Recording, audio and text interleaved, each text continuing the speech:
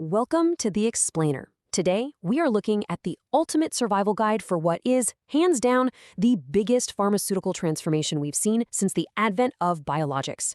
We're talking about the Pharma Playbook for AI-led business transformation. It is an absolute imperative right now, so let's jump right in. Okay, let's dive into this. $200 billion. That is the massive amount of pharmaceutical revenue sitting squarely in the crosshairs, at risk by 2030 due to an impending patent cliff. Margins are compressing rapidly across the industry, and what that means is extreme efficiency is now an absolute existential business impairment for survival. It's no longer just a neat IT project you can explore in your free time. But here is the truly shocking juxtaposition to that financial threat. While over 80% of pharma companies are out there right now experimenting with artificial intelligence, only 11%, literally just 11%, are actually achieving any notable ROI. Why is that? Well, because approximately half of all AI pilots never even reach production. They just get hopelessly stuck in what we like to call pilot purgatory. To break out of that purgatory and map out exactly how to move from those isolated AI pilots to an enterprise-wide capability, we'll follow a 5-step playbook. The Pharma AI Imperative, building the strategic foundation, transforming the value chain, the human dimension, and finally, scaling for enterprise impact. Starting with Section 1, the Pharma AI Imperative. Let's look at why this is completely fundamentally a business survival issue. We just talked about that massive $200 billion patent cliff, but you have to contrast that with the incredible upside on the horizon. There is a $250 billion value opportunity waiting for those who get this right. AI-driven improvements could literally generate that much value within the next 5 years alone. In fact, projections show that companies successfully industrializing AI across their organizations could see their operating margins double, going from roughly 20% today to over 40% by 2030. But the absolute crucial takeaway here is a bit of a contrarian one. The gap isn't technological. The gap is organizational. To all the executives out there, you simply cannot buy your way out of this threat with new software. The entire strategy must revolve around rewiring how your organization actually functions and thinks. Moving to Section 2, building the strategic foundation. So, how do we actually bridge this organizational gap?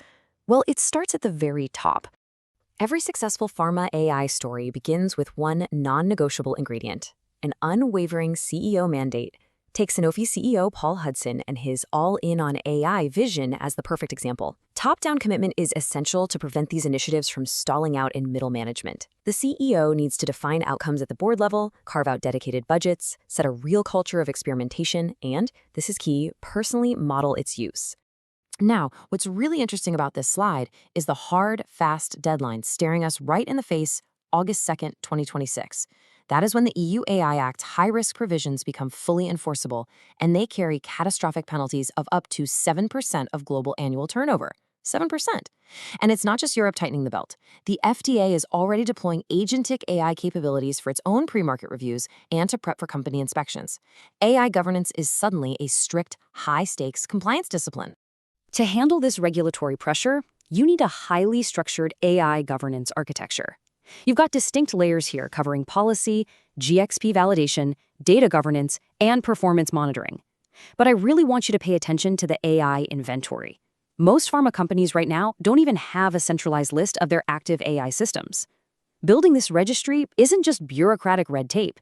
Given those incoming regulations, compiling an AI inventory is literal survival.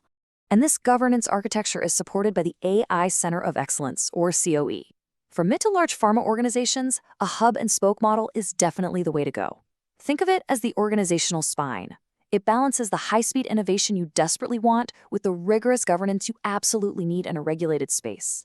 It brings together your orchestration leads, agent designers, compliance experts, and business domain leads into one cohesive unit. All right, Section 3, transforming the value chain. Let's take a rapid tour of where this AI transformation actually needs to be executed. And this brilliantly illustrates a reality that actually catches a lot of folks off guard. Notice that massive 40% slice of the $250 billion pie.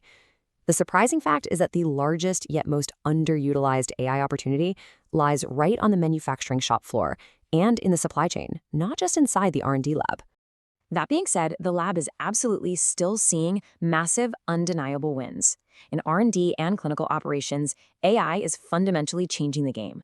Pfizer is partnering with NVIDIA to use the BioNeMo platform for drug discovery. Novartis is using Azure OpenAI to auto-generate clinical trial protocols. And the impacts? They are highly measurable. We're talking 40% faster regulatory submissions and a 2 times reduction in quality issues. We are literally turning every single clinical trial into a continuous learning event through intelligent knowledge mining. But looping back to the manufacturing floor for a second, the flagship technology transforming this space is the digital twin. This market is projected to reach $8.5 billion by 2031. For instance, Pfizer utilized digital twin models during COVID-19 to rapidly accelerate vaccine production. It proved that by simulating processes and control logic in a virtual environment first, you can detect flaws early and cut engineering and validation time by an astounding 40 to 70%. Section 4, the human dimension. Let's pivot sharply here because none of this tech matters if we ignore the people. This quote right here is the central thesis of our entire explainer.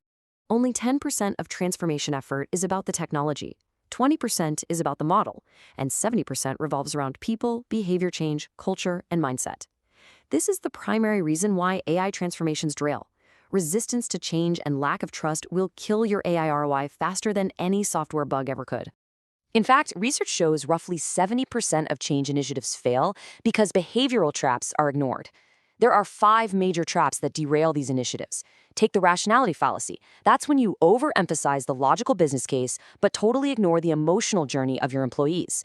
Or the middle manager squeeze, where frontline managers are expected to lead massive tech changes without sufficient support. Bottom line, if you ignore middle manager capacity, your AI initiative is going to fail.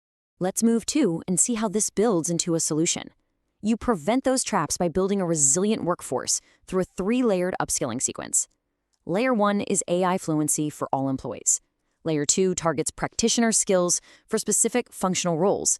And Layer 3 builds deep architecture capability for your data experts. And the secret to making this actually stick?